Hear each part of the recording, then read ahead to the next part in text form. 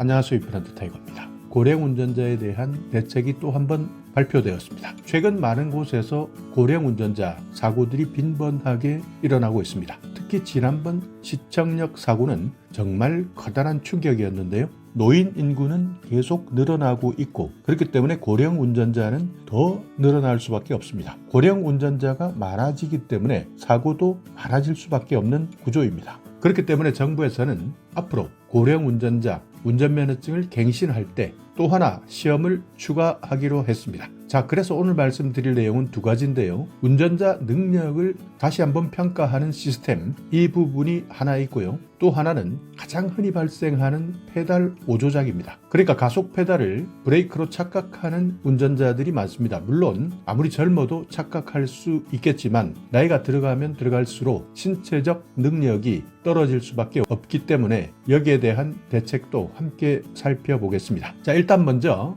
75세입니다. VR로 운전 능력을 진단한다는 겁니다. 그러니까 운전면허증을 갱신할 때 75세가 되면 운전 능력이 있느냐 객관적으로 다시 한번 평가하게 되는데요. 지금까지는 조금 허술했습니다. 그러니까 시력이나 신체 능력이나 이런 것들만 육안으로 살펴보는 경우가 많았고 또 각종 노인성 질환 같은 경우에도 실제 제출하는 사람의 서류만 믿을 수밖에 없었습니다. 그러다 보니 실효성이 너무나 많이 떨어진다. 이런 지적들이 많았습니다. 이제부터는 이런 VR입니다. 가상현실로 실제 운전 능력이 있는지 진단해 보겠다는 뜻입니다. 자, 여기 행정안전부에서 발표한 어린이 노인 등의 보행약자를 위한 안전관리를 강화하겠다라는 내용인데요. 자, 여기서 대부분 해당되는 보행자, 보행안전위해 요소 제거도 있고요. 어린이 노인 등 보행약자 보호를 위한 인프라 확충도 있는데 세 번째입니다. 고령 운전자 안전을 위해서 페달 오조작 방지 장치 기준을 마련하고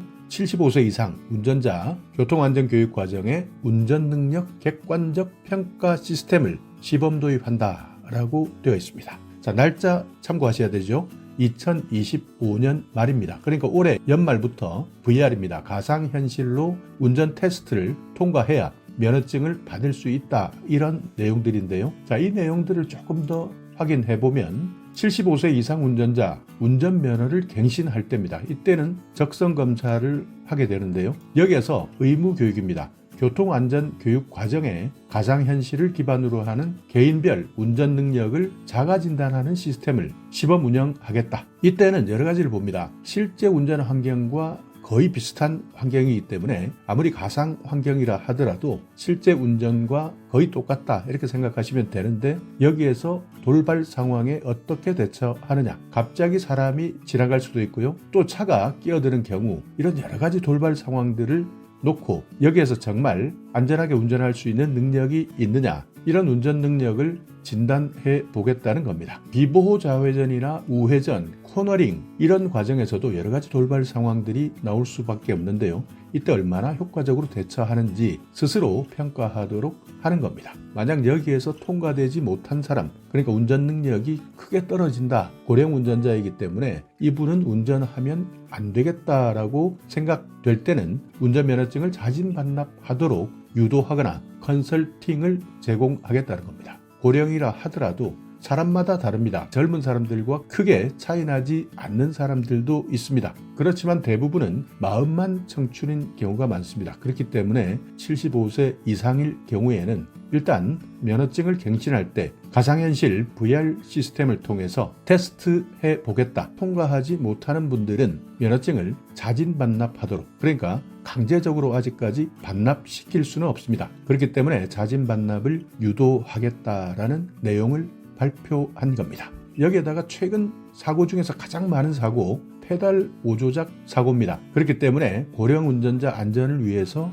페달 오조작 방지 장치를 달 수 있도록 하겠다 계획도 가지고 있는데요. 여기에 따르는 기준도 마련하겠다라고 밝혔습니다. 현재는 시범 사업이 진행되고 있는데요. 이 시범 사업을 통해서 각종 기준을 마련하겠다는 겁니다. 자, 그런데 페달 오조작 방지 장치 과연 어떤 것일까 궁금해 하시는 분들 많습니다. 일단 페달 오조작 장치 작동 원리를 살펴보면 차량 전방이나 후방에 센서를 달아서 3m 이내 장애물을 감지했을 있을 때 이때 가속 페달을 조작하더라도 급하게 출발하는 것을 억제한다. 그러니까 3m 이내 장애물이 있다면 이것을 센서가 감지하고 아무리 내가 가속 페달을 밟아도 급출발하지 않도록 만드는 건데요. 이때 또 하나의 장치, 급격한 가속 페달 조작이 감지되었을 때는 속도를 줄일 수 있도록 한 것이고요. 또 인공지능 기술을 접목해서 가속 페달이 오조작이다, 잘못 조작되었다 판정되면 자동으로 속도를 줄이는 겁니다. 이런 원리로 급하게 가속 페달을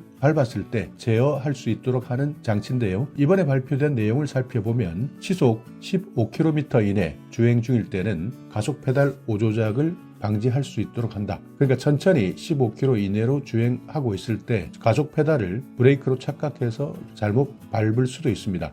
이때 급하게 가속되는 것을 방지할 수 있도록 하겠다. 그리고 또 하나, 도로별 제한속도 이상 가속을 방지하겠다는 겁니다. 어떤 도로에서 달리느냐, 고속도로냐 아니면 어린이 보호구역이냐 또는 속도를 제한하고 있는 제한속도가 있는 도로, 이런 도로에서 제한속도를 넘는다면 가속하지 못하도록 하는 기능도 있고요. 또 1분당 RPM 4000rpm이 넘었을 때 이때도 마찬가지 가속하지 못하도록 하는 기능을 갖추도록 하는 장치, 이것을 보급하겠다는 겁니다. 그러니까 운전자가 가속 페달을 밟는다 하더라도 제한속도 이상 달리기는 어렵게 만들고 또 천천히 주행하다가 빠르게 갑자기 속도를 낼 수 없도록 가속하지 못하는 장치를 달겠다는 겁니다. 일단 이렇게 전국적으로 시범 운영 지역 5개를 대상으로 해서 일단 운영해보고요. 어떻게 활용되는지 또 실제 교통사고 감소율이 있는지 이런 것들을 분석한 다음에 전체적으로 반영하겠다.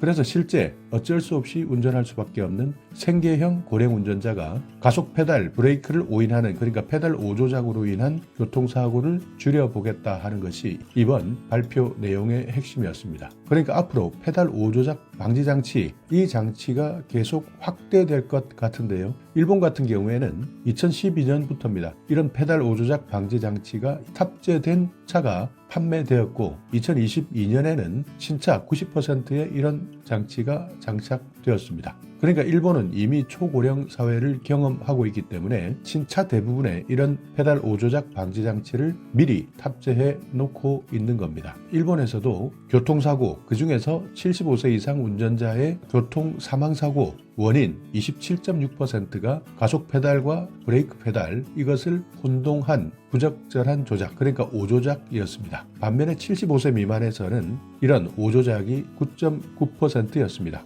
그래서 일본 같은 경우에는 이미 이런 페달 오조작 방지 장치를 의무화해서 신차를 출고할 때 이 장치가 있는 차량을 출고하는 겁니다. 그렇기 때문에 우리나라에서도 현재 어쩔 수 없이 운전해야 하는 생계형 고령 운전자에게 이 장치를 시범적으로 운영하기로 한 겁니다. 몇 살부터 운전하지 않는 것이 안전할 것이냐 조사도 있었는데요. 국토연구원에서 발표했던 자료에는 60대 후반 42.5%는 75세쯤 되었을 때 이때를 기준으로 운전하지 않는 것이 좋겠다, 이렇게 답했다고 합니다. 그러니까 대부분 내가 노인이다 라고 했을 때 75세 이전까지는 운전하는 것이 맞다. 그렇지만 75세 이후가 되었을 때는 여러 가지 사정을 고려해서 운전 중단을 희망하고 있었습니다. 80세 이후에 운전을 그만두고 싶다, 이렇게 응답한 사람들은 거의 100%에 가까웠습니다. 그러니까 80세가 넘으면 이제 운전은 하지 않는 것이 좋겠다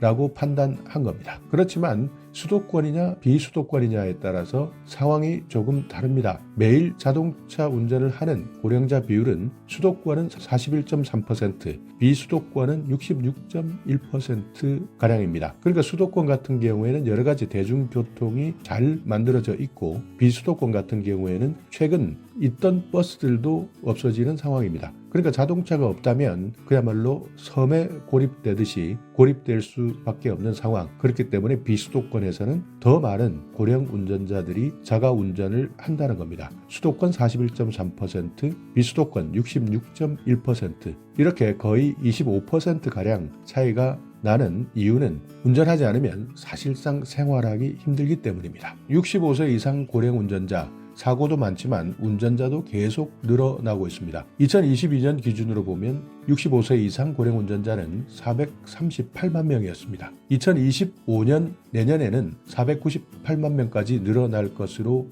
예측되고 있고요. 2040년에는 1000만 명이 넘습니다. 1316만 명 이렇게 급증할 것으로 예상되고 있습니다. 미국 같은 경우에는 75세 이상이 되면 운전은 하되 고속도로에서는 주행하지 마라. 야간에는 운전하지 마라. 차량 혼잡도가 심한 시간, 그러니까 출퇴근 시간에는 운전하지 마라. 그리고 안전운전할 수 있도록 요추 지지대를 설치해라. 안경이나 교정 콘택트 렌즈가 없을 때는 운전하지 마라. 이런 식으로 엄격하게 운영하고 있습니다. 자, 오늘 영상 여러분께 조금이나마 유익한 정보가 있었다면요. 오늘도 구독 그리고 좋아요 부탁드리겠습니다.